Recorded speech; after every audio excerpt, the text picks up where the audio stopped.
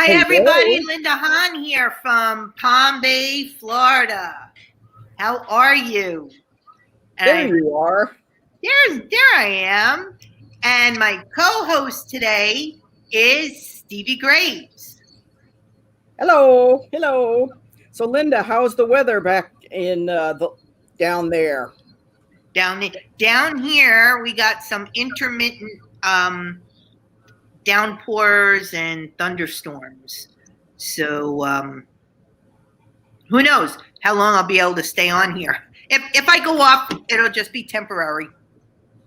Okay. Well, it's 93 here in Northern Virginia, and my weather app says it feels like 100. So we do not have a dry heat like they do in Southern California. We have damp heat and miserable heat, but thank goodness for fans and air conditioning.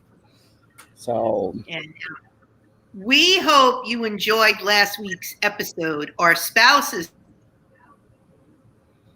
Well, and we are happy to say that 1 week later, we're still all married to the same people. So nobody bailed on us after the results of that show. So it looks like we lost Linda for a minute because she's frozen solid. Oh my goodness! Am I back? You're back. Yeah, it's just going to be the thunderstorms, and not much I can do about that. But we have a even more interesting episode today because we have some role reversals going on. Yes, we do. Yes, we do. And unless Matt is wearing a wig, it doesn't look like Matt sitting in that chair. Oh. It looked like Miss Jillianne. Yeah, and that means the boss is behind the camera and he's the producer. So we have no idea what's going to come up on the little ticker scroller thing. Oh, well, he probably doesn't either. So I'm sure he'll have some fun back there, messing with everything. Yes, this will be an interesting episode with some technical entertainment thrown in for you. But now, Jillian is behind the scenes at Road at Home and at Road to California. And you may or may not see her when you're there, but he makes it all happen. She makes all the magic happen. So, Jillian, how are you? I'm doing good, Linda. It's been a little bit busy getting everything ready for July 1st for classes getting posted online here, but we're doing good and getting everything ready, and we're excited to have people back in January. Yes. Well, Jillian, exactly what do you do? The better question is, what don't I do? Okay. All right. Well, either way. I'm the show coordinator for the main Road to California Quilters Conference and Showcase. And basically it means I'm right below Matt. I'm his right-hand person. And I'm usually the one who, when there's a problem that crops up at the show, I'm the first person there to deal with it. And my plan and always goal is to make sure all problems are solved before Matt finds out. Amen to that, because I'm there with you. Yeah. So what did you do during Road at Home? For Road at Home, I actually had to teach myself how to edit videos. So I spent a lot of time leading up to it editing the faculty interviews, editing one of our events videos, doing the Roundabout 2.0 videos. So I spent a lot of time working on that. And I'm also the main liaison between teachers to us here in the office. So they usually are contacting me about their classes and things like that. I also handle class registrations. And so majority of things that happen during that pass through me before they either go to Matt or someone else in the office. There is no one else in the office. That's true, but sometimes I pass them off to you. I know. I've actually known Jillian since she was probably 2 or 3 years old, and she used to be, certainly shorter than my waistline, and now she's probably a foot taller than I am. So yeah, about. So there's a picture of me on screen of when I was a little girl, and the two people in it are my older siblings. Yeah, that's Glenn and Rachel. Yes, and Glenn. So you are Matt's cousin. Yes. Your dad is Matt's uncle, Daryl, and your dad comes and helps steering setup. And your brother also helps. So it is a family event. So so how did you end up working for Road, this family business? Well, I was graduated high school in 2017, and I was getting ready to go to college in the fall at Cal State San Bernardino.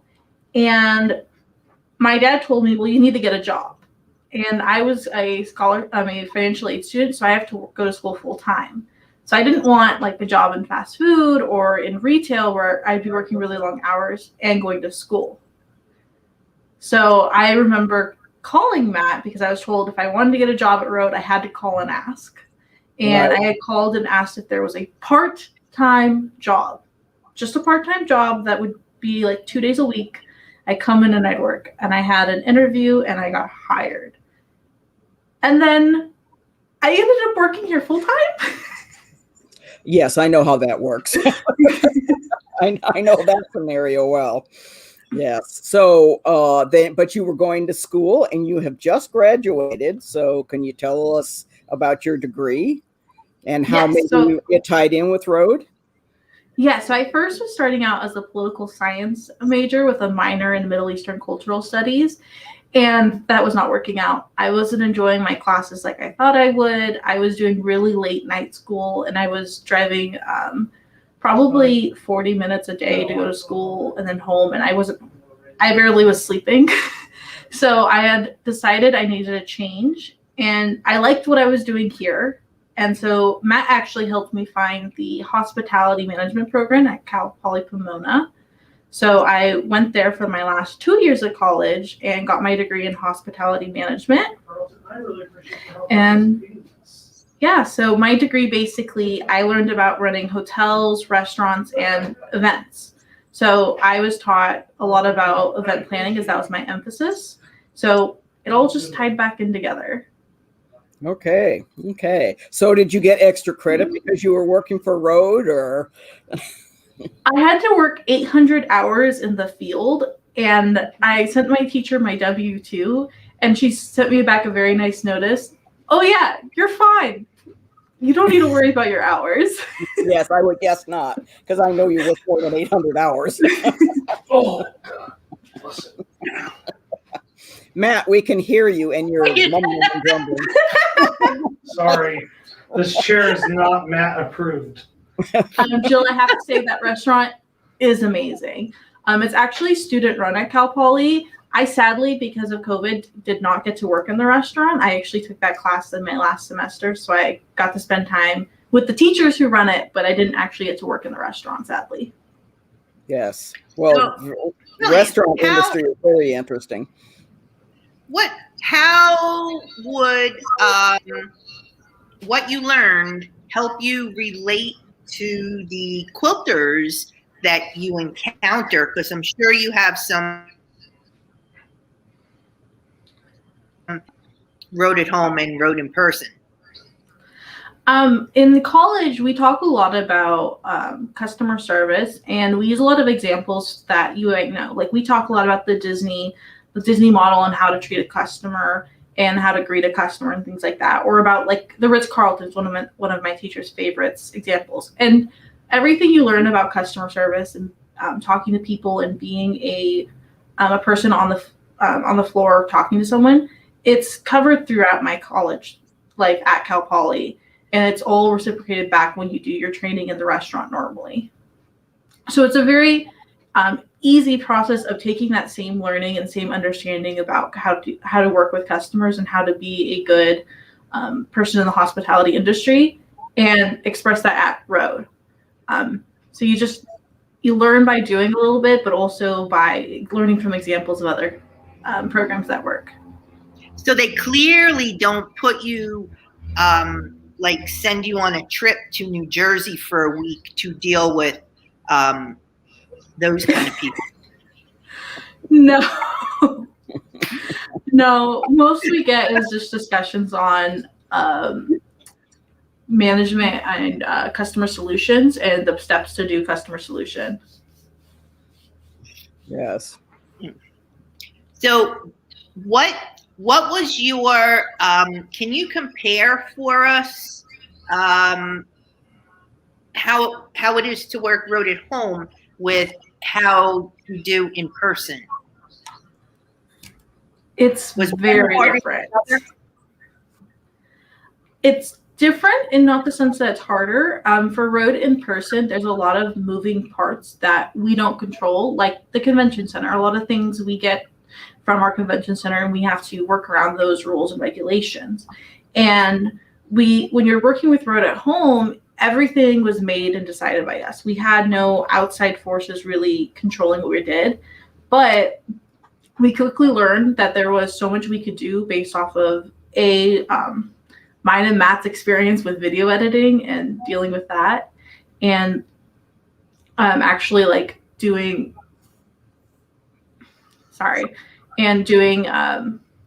the show and the classes and how many we could do. We actually went above and beyond our normal amount of classes because we weren't limited on space. So it's very different. I would say Road at Home was harder because it took more time in the sense of just getting all the videos and stuff ready. That's a really time consuming in comparison for Road in person. We also spent 18 months planning, whereas Road at Home, I think we had 4. Yes. Well, I know that the word out in the industry is that Road to California treats teachers extremely well. And I may find the teachers, but then it gets handed over to you and you deal with them for contracts and travel and all that sort of thing. And then at the show, I know you and Michael are the ones that are, if they have a problem, they come to you. And I think that Linda's husband, Alan's going to help you out this year with that too. So certainly I know just from working with you that, it's all of a sudden teachers say, well, I could do this class. I only need 2 irons. Well, all of a sudden they look around and, I need 4 irons. And then who do they call? They call Jillian. Irons are the fun one. We have so many irons available, and we first divvy out to people who request irons, and we give them a max of 2. And then we have maybe like 5 irons that are like questionable that we pull aside. We don't give out until like we absolutely have to. And I remember teachers coming and asking me for irons. I'm like, I don't know if it works, but here's an iron. Well, I know those irons get tested after the show too, and yes, make sure that they are hot enough to press a good firm seam. So, I mean, people are well taken care of, and you make sure that happens. So, do you have any crazy stories about different people that you can tell? I think my favorite story is the first time I got left at the show alone when Matt had to leave. And it was the first year I was working there. I hadn't been through a show yet working. And he handed me the walkie-talkie, said, if it's on fire, call me. Otherwise, you can deal with it. And then left me alone in the office. And I remember looking back at him like, what? Why me? Since then, he's left me alone a couple times at the convention center with things running, but you never know the difference. It runs itself. Well, it does, because there are good staff people that have been with Road for a long, long time. So, were you involved in the show when your grandmother owned it? Yes, I remember. I probably only missed a couple years of going to Road, and here's a picture of my brother, myself, my grandmother, my stepmom, and my dad. And I remember when I was younger that it was who can babysit Jillian while during the show. And a lot of times I went with Kathy Norrell around passing out candy. to all the vendors. And that's how I got to meet some of the vendors for the first time who are still coming to the show. Is I was a little girl just handing out candy. And even to this day, I still go and see those vendors and say hi, because it's just become a part of my show tradition of just, getting to go out and see vendors I know and people I know. And I can remember sitting there crocheting a couple times with people, cousins playing cards with me when I was little. And from there, I actually grew up to help it a little bit in the road booth when I was in my 15 age, I think. When I was 15, I started working in the road booth. And I even taken classes at Road. That's finding a picture. This is a picture of me in a teen class. So I can sew. There's picture proof I can sew. And I can remember doing that class. I think did 2 classes at Road. So did a little bit of everything. Do you have a quilt? Did you make a quilt? It was a pillowcase. I have never made a quilt. I did do the embroidery on the little squares, but this quilt was made by my mom and grandmother. And then the big piece at the top was made by my uncle, Matt's dad. And then he did that on his embroidery machine. Can you tell us what this event was and how you were involved with this organization? Yeah, I was my first year working here, which made it even more fun. I was a state officer for the International Order of the Rainbow for Girls in California. And this was my reception. So it was the final point in my year where I got a small reception with another one of the girls, and we get a gift of a quilt. And so I had asked if my mom and my grandmother could make it for me, and they agreed. So they made me this quilt. It was a complete surprise. All I'd seen was the little 6x6 squares I had machine embroidered for days on end. So do you think your involvement with that organization has helped you with your duties at Road? Yes, I grew up with it first by public speaking. We learned really early on how to speak in public and how to be comfortable with that. And from there, I can say it also taught you how to be a leader and how to make decisions and how to plan things. I had to plan events much smaller than Road for maybe 20 or 30 people. But it was just the start of my love of planning. Well, that's good. All That's right. good. So I have a burning question. Yes. I have a burning question. What's it like to work with Matt every day? Oh, I have a photo for this one. Uh-oh. He's actually doing very good behind the camera. It is a joy. We have a lot of fun. This is actually a funny photo of him wrapping a Christmas gift for his wife, where she had to get a wire cutter. He put zip ties on it. We had a lot of fun wrapping this gift for her, but it's just a really good representation of when we get the chance to, we have fun. We get to laugh a lot. And I was really lucky that when I started working here, we didn't have a really close relationship. And from working here, I have a cousin who's, one of the best cousins I could have ever asked for, who's there when I have problems, when I have a question, and he got a free babysitter out of it. Yes. Have you babysat for all 3 of them? Not yet. Soon. Here's a picture of me and Brayden at Disneyland. We have a problem. What's up? You guys hold on. Uh-oh. Keep talking. Is the problem that there's a picture of a little ham right there? Remove the camera real fast. No, I have to walk it in front of you. Hold on. one moment. Tap on your picture. I'll be right back. I have to go deal with something. It just came up. Well, that was pleasant, wasn't it? We told you. We didn't know what was going to happen today. I know.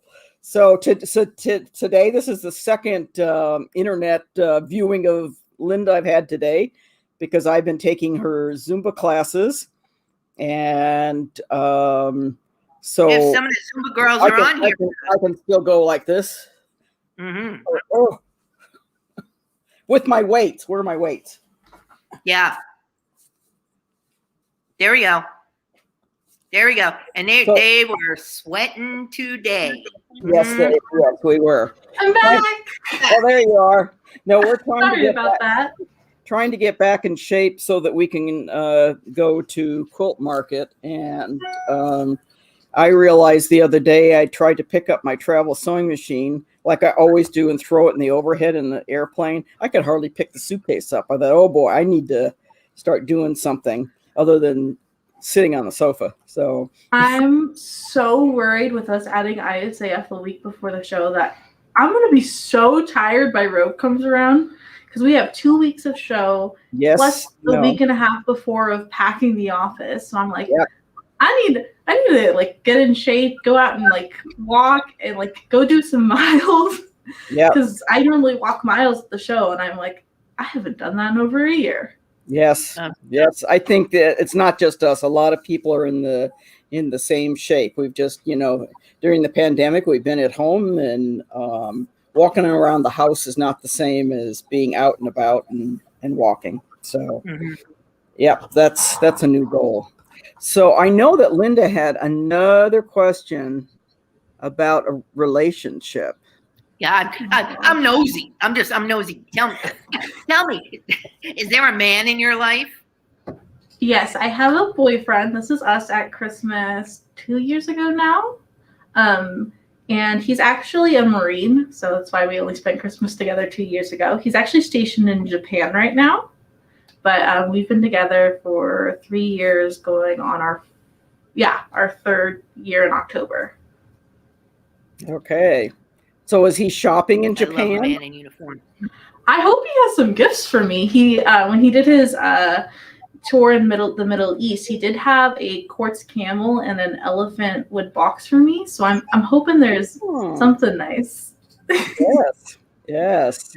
I guess Jillian's getting up early. Oh man, Linda's asked me a couple times, but I think right after she ends it, I'm here in the office, so I'm usually already starting on work or planning to get to work. You'll get me one day, Linda. Jill's in California, and she comes. She gets up early. Yes, I think Jill, who was just on there making comments, is volunteered to do something, hang quilts or something, right, Jill? Big surprise.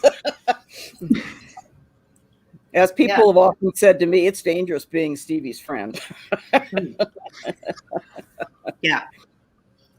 So what do you do otherwise? I'm sorry, Stevie. No, go ahead. I'm a Disney fanatic. I had a Disneyland annual pass before this. There's a picture of some of my friends and my brother's girlfriend. You can know the picture next to it also, Matt. And that's a picture of my mom and my brother and his girlfriend of us going to Disneyland. So I normally would go almost every weekend. It was my stress relief from college. So I actually went just recently, and I'm hoping I can go back again soon. Besides that, I love actually reading books and actually going to other conventions. I go to Comic-Con in July every year, and I try and go to other conventions when I have free time. So, who do you dress up as in Comic-Con? I do not cosplay. I am too afraid to cosplay because Comic-Con is a lot of walking, just like Road. And cosplayers usually just stand around outside for a good portion of time or stay in one position. And I'm trying to get from show to show or go and buy stuff from vendors. Yeah. And what about your Disney character? Do you? I'm a Trekkie, so I know what the Trekkies do. What do the Disney people do? Do you get dressed up like a character? So you can't technically in the parks get dressed like a character, but you can what we call Disney bound, which is wear normal clothes that resemble a character. So if you wear a dress that's yellow, you could maybe be Disney bounding as Belle, or dress up kind of like Snow White but not actually Snow White. It's just to stop from people getting confused. A person just enjoying the parks and the actual cast members. Yeah. I will be attending the one I know they're having in November, I believe. I have plans to do that just once I make sure I can. But I think they're having a virtual one sometime. I can't remember off the top of my head, but I think one of my family friends who also goes to Comic-Con, who got me into it, wants me to compete in a competition for a video game. Oh. Are you coming to Disney World? She asked if you've been to Disney World. Have you been to Disney World? No, I've only been to Disneyland. It's on my bucket list. I need a babysitter. For when? Disney World. Does that mean I get to come with to Disney World and babysit the kids? Sure. Okay, I'm holding it to this on TV. We'll have to tell Jen. Well, maybe Randy and I should come with my grandson and his There family. we go. Party at my house. Yeah,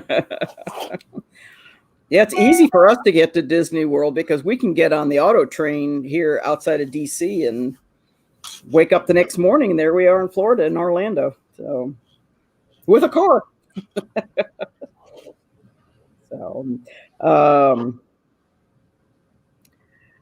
Do you have anything that you want to say about working with family other than Matt?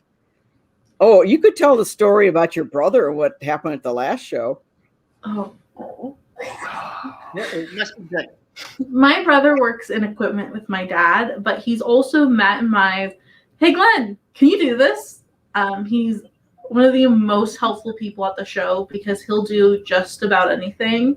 Yeah, good guy. And he's pretty quick about it too. So if something needs to get delivered from one place to the other, he can do it pretty quick. He also knows how to set up cameras, which is like golden when you need a camera set up for an event really fast.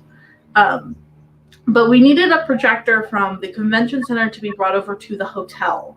And Matt had an electric scooter this year just so he could get around faster from like the hotel to the convention center when we come over in the mornings. Not a mobility scooter. That's important. It's like a regular Razor scooter. It's just electric. And my brother grabbed it. Okay, I'm glad you clarified. Hey, I'm going to Disney World. But he grabbed the scooter and Matt, I remember Matt yelling because me, Matt, and Jen are all in the room. Jen's pregnant with the twins. And I hear Matt go, hey, Glenn, turn it down. It's on high when he take it to go back to the convention center from the hotel. Well, he didn't. And he hit a rock. And instead of letting the scooter hit someone's parked car, he let his body hit the parked car and broke his knee. Oh, my. Important distinction about this scooter. It's not like a cheap one you would buy at the grocery store. Matt bought one that goes 25 miles an hour. It's really fast. Yes, Matt doesn't like the idea of riding one of those mobility scooters. He thinks it makes him look old and infirm. So we used to always have one to rent, and I was the one responsible for taking it from the hotel to be charged at night back again. And I always felt so bad because I'd get to the door and all these people would jump up and open the door for me. This poor handicapped woman, of course, I'd park the thing outside of the office and go running up the stairs. I'm sure they probably wondered, but I also would be black and blue because the doors would, hit me before I got all the way in. So I don't know how people who ride those things all the time actually do it. But no, we don't ride scooters like Glenn did. So no. And he's much better now. He's actually weightlifting, and so his knee is fine. It's all healed up. He has some metal in it. We make fun of him for it, telling him he's gonna set off the metal detectors whenever we go a new place. Yes, you get a big magnet and pull them along. Okay, Matt, do you have any questions for your right-hand girl?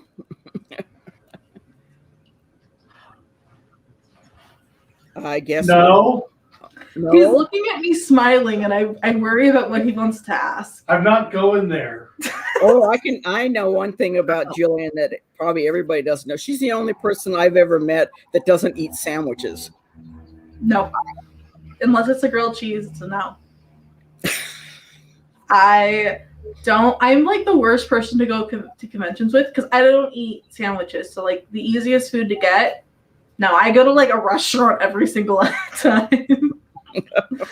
Also fast food. There's a Wendy's and a Jack in the Box nearby the convention center. When I'm leaving at night to go back and work at the hotel, I get food. Chicken fingers works for me. We'll be good, Jillian. We'll be good. You two go, and Stevie and I go to the good places. Yes. Yeah. Stevie and Matt will eat Ontario.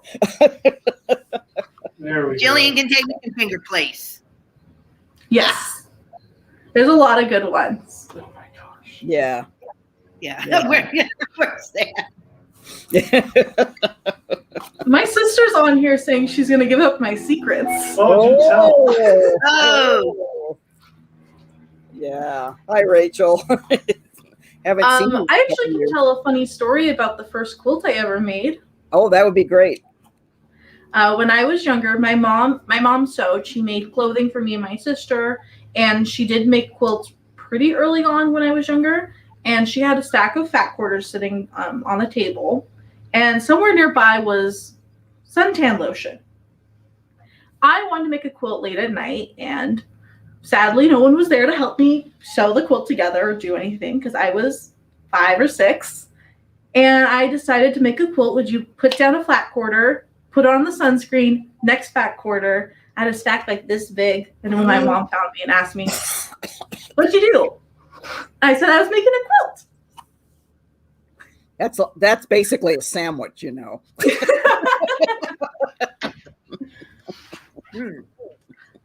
But my first memories of anything with quilting was sitting on my mom's lap while she was sewing something together, and she'd hold my hands like this and let me push on the machine.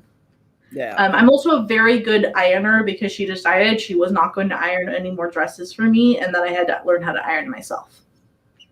Well, that's a good thing to learn how to do. Yes. Well, what is next on our agenda here? Do we have?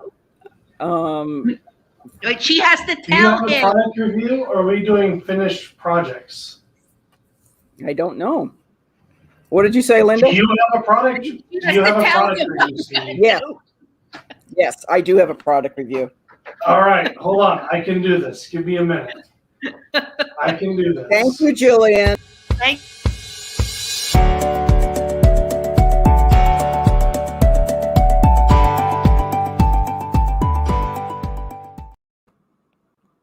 Nope, wrong person.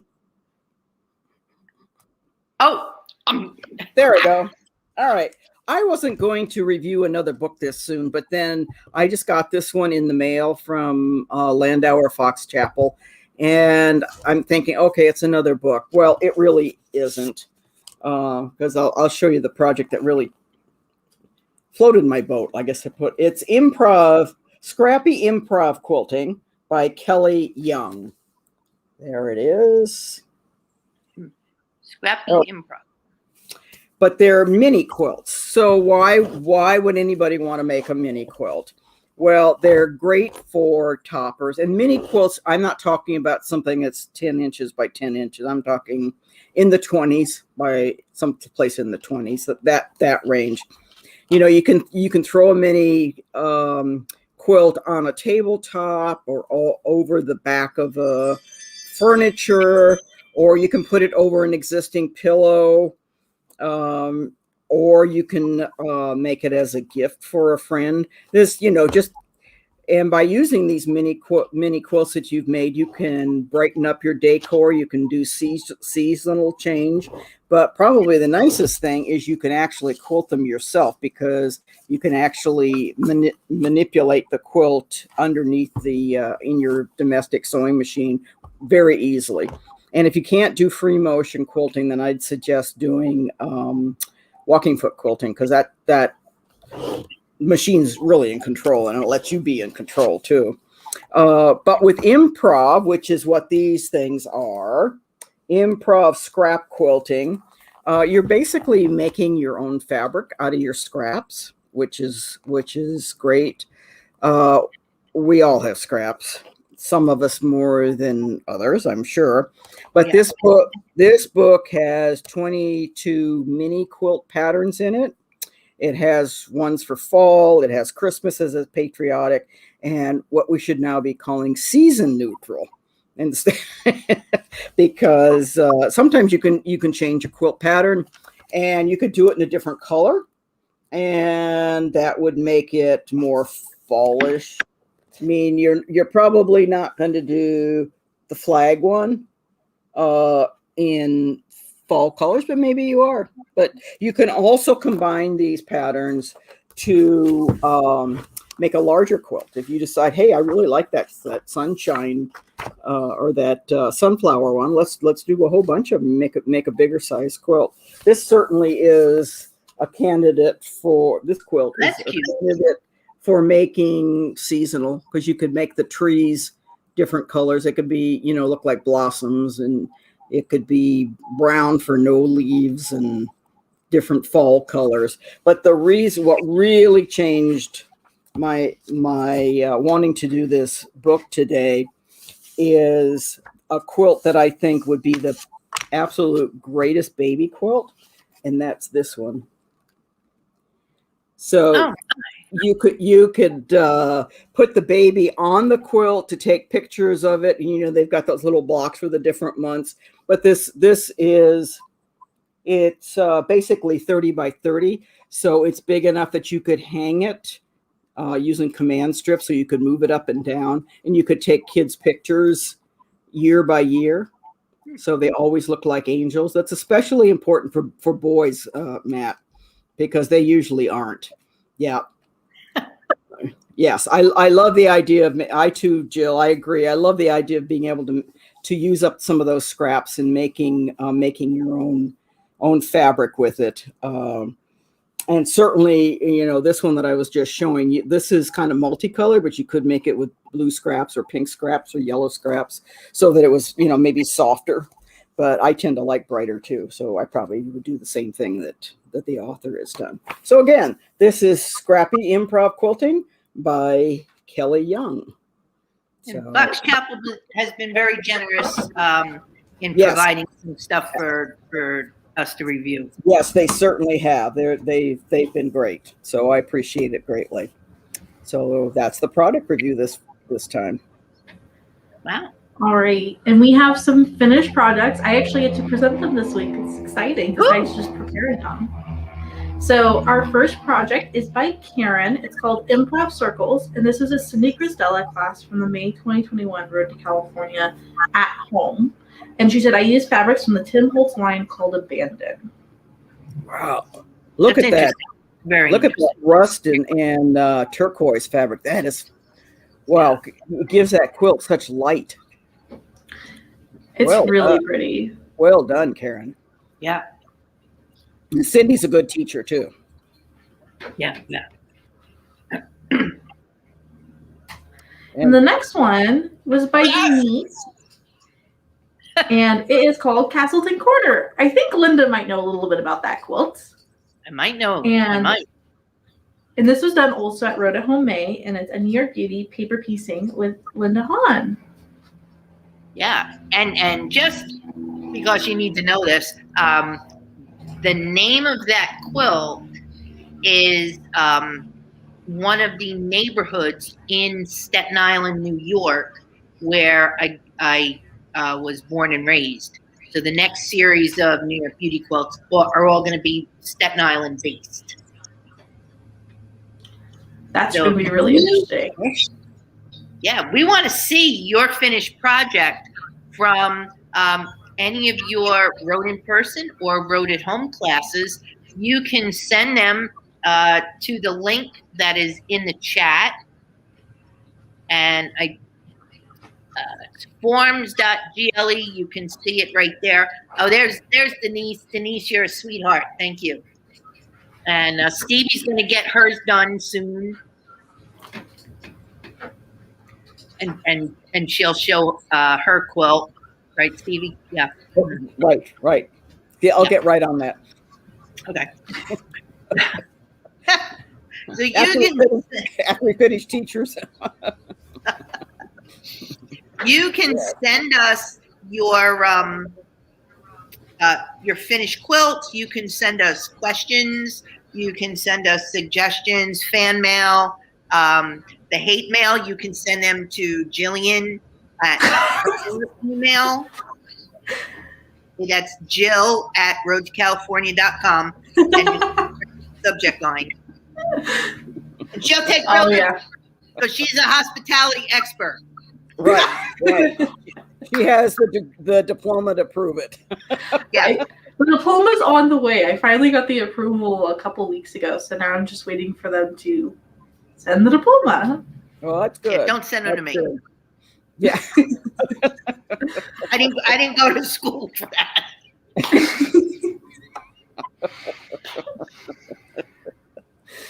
Well, I know I had a lot of fun today, and I can't wait to see what you guys bring in next week as a guest. And I get to go back behind the camera, and you'll see Matt right here back in this chair. Okay. We look forward to seeing you, even if we don't see you. Yes.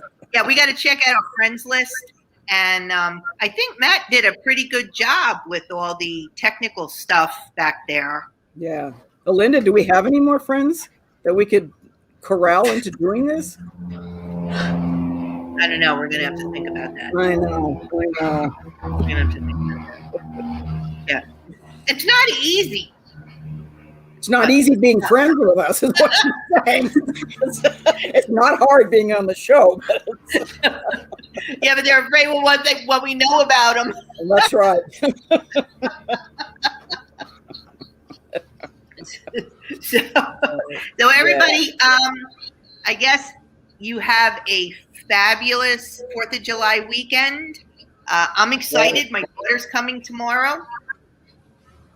And, see, it's nice Connie's saying it's nice to meet Jillian, to see who's behind the scenes.